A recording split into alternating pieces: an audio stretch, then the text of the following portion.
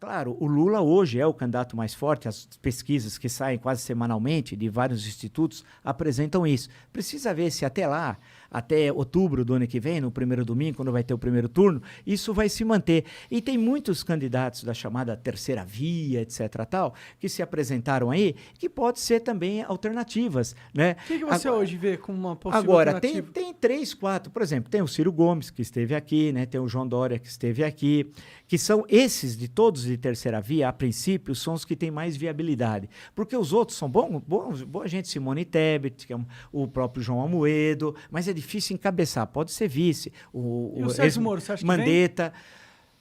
Simone Tebet, Sérgio Moro. O Sérgio Moro, ele está no Brasil agora, deve estar voltando aos Estados Unidos, veio para cá essa semana. Chega aí para conversar com nós. A questão é essa, se ele vai... ele tem opção, ou pode ser senador pelo Paraná, que é uma possibilidade grande. Se ele fosse para ser alguma coisa, tinha que ser presidente.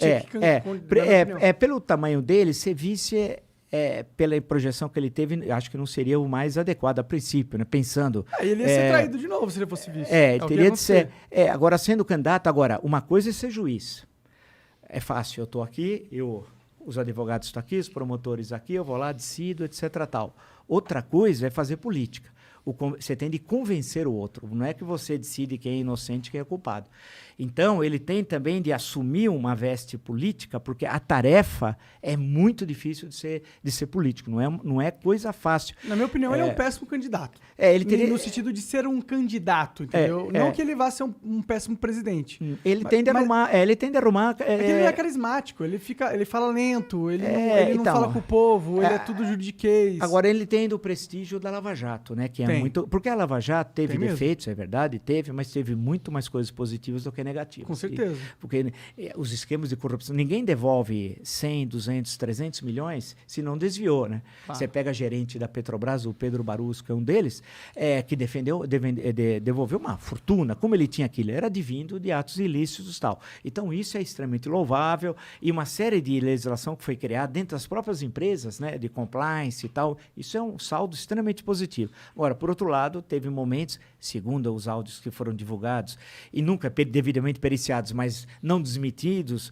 devidamente, não foram desmentidos, que são conversas inadequadas que ocorreram naquele momento. E outras condenações acabaram sendo anuladas. Aí tem toda uma discussão entre as várias esferas de justiça no Brasil. Agora, no geral, você pode dizer que ela teve um papel importante. Agora, teve excessos que têm de ser coibidos e tal. Isso me parece evidente. Você acha que esses excessos que foram imputados ao Sérgio Moro, eles prejudicaram ele como candidato ao ponto de ele ser inviável? Criaram os excessos bateram muito na tecla do Ministério Público, né? Especialmente ali do Paraná, né? Federal, mas no Paraná.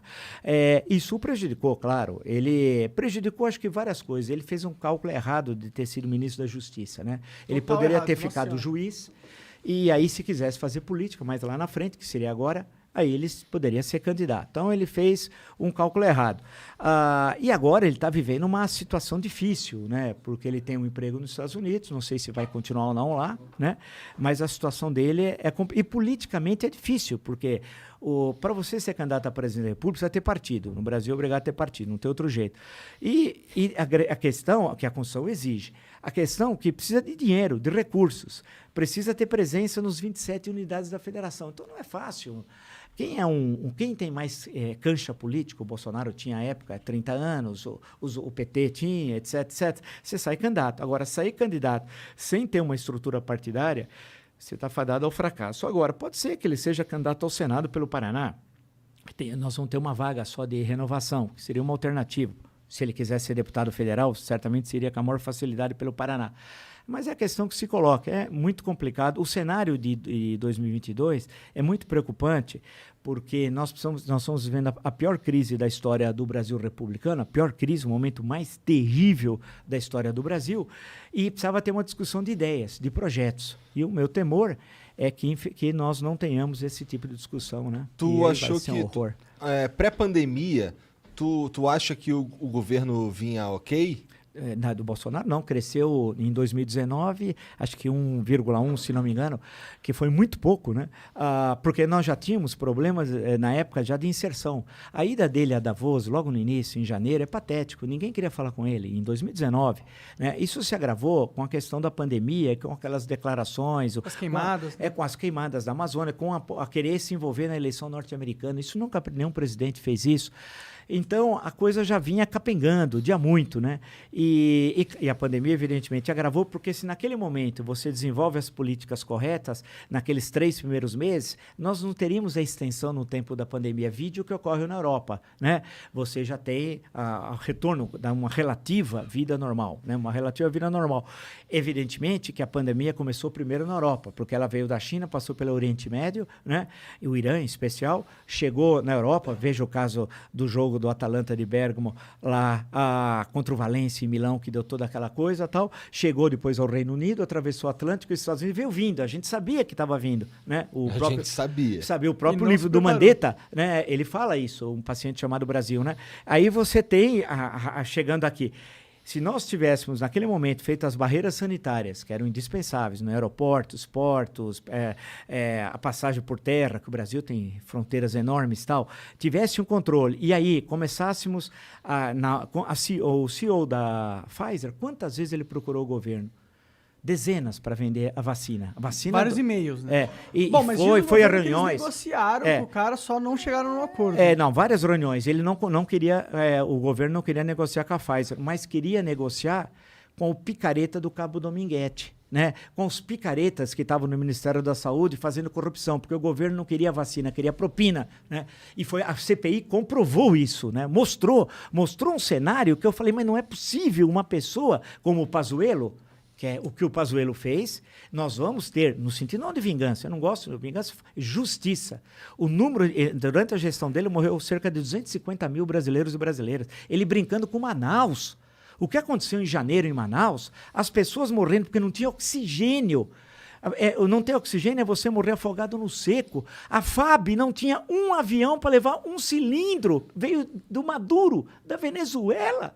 É inacreditável o que aconteceu. Veio da Venezuela. Quer dizer, a Aeronáutica Brasileira não tem um avião. A Marinha não podia por via fluvial? Não sei.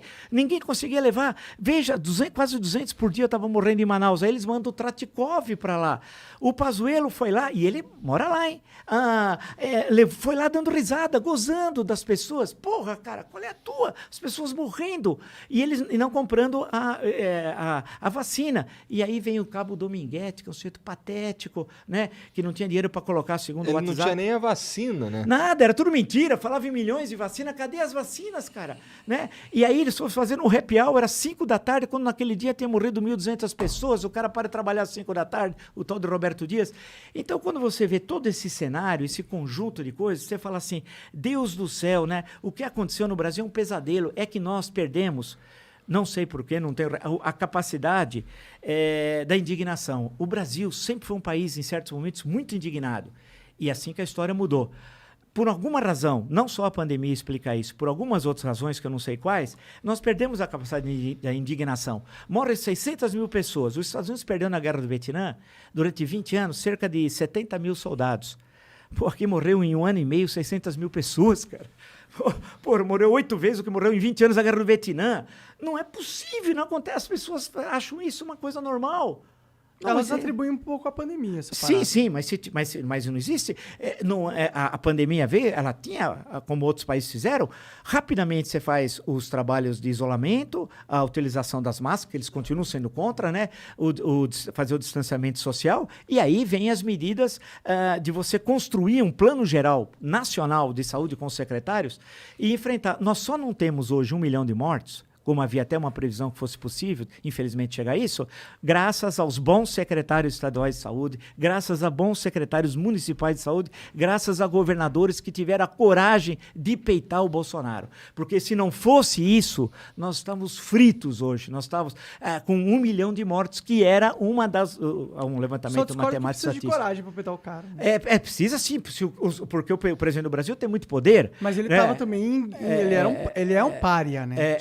é politicamente muito vantajoso estar contra o Bolsonaro hoje em dia. Olha, é difícil em certos momentos enfrentar, porque ainda ele tentou dia 7 de setembro dar um golpe de Estado. Ainda bem que ele é incapaz. Eu né? acho que ele Graças fica a Deus, né? tentando, ele fica soltando no público dele uns testes pra ver como que tá o clima. Será que eles aceitariam fazer isso? Sim. Tanto que eu já vi uma declaração dele falando, pô, vocês falando aí que querem golpe de Estado, tô esperando um sinal de vocês. Ele falou isso com todas as letras, inclusive. Agora, então eu acho que ele fica só testando a água. Se tivesse Ele falou isso? Falou. Falou mesmo, eu vi o vídeo. E se tivesse um cenário onde a gente tivesse, sei lá, 40%, 50% de apoio da população ao Bolsonaro dar um golpe, eu com certeza acho que ele daria, entendeu? Agora, você imagina que ponto nós chegamos no Brasil há mais de 30 anos que essa questão não era...